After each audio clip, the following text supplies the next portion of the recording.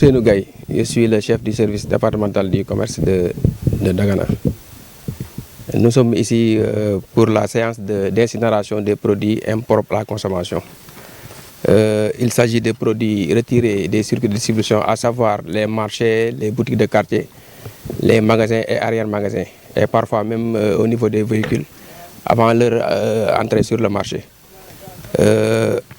C'est quelques 2 millions. Nous avons des programmes, chaque mois ou bien chaque 3 mois.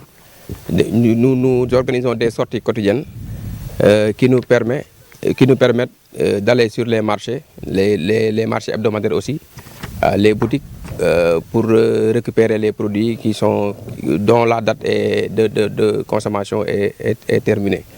Bon, en plus de la saisie, les commerçants récalcitrants ou bien les commerçants dont les produits ont été retirés payent des amendes.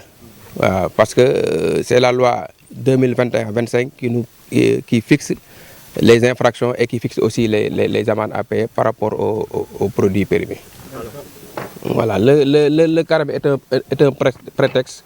Mais nos missions ne s'arrêtent pas au niveau du carême parce que nos sorties sont quotidiennes et sont récurrentes aussi.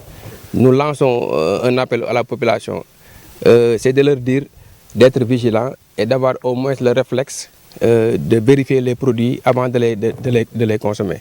Et aussi, au cas échéant, le service est là, nous sommes à leur côté s'ils ont des réclamations à faire par rapport aux produits qu'ils trouvent sur le marché. Alors, pouvez-vous nous... Voilà, une semaine avant le début du carême, nous avons effectué des sorties au niveau des grossistes et des demi-grossistes pour voir sur le terrain l'approvisionnement du marché. Nous avons constaté que pour l'huile de palme de 20 litres, le riz non parfumé qui est très consommé ici et le sucre sont présents sur le marché. Voilà, à des prix abordables, c'est-à-dire les prix qui sont homologués. À savoir pour le sucre 625 francs le kilo, pour l'huile 1200 francs. Voilà, les commerçants qui s'aventureront à ne pas respecter les prix, nous trouverons sur le chemin parce que nous avons les textes réglementaires et les lois qui nous permettent de faire notre travail, c'est-à-dire de vérifier les prix. S'ils ne respectent pas ces prix, ils auront des amendes à payer par rapport à ça. Voilà, bon, nous sommes dans le département de Dagana. Tout le monde, vous n'êtes pas sans savoir que la compagnie sucrière se trouve dans le département au niveau de Richard-Toll.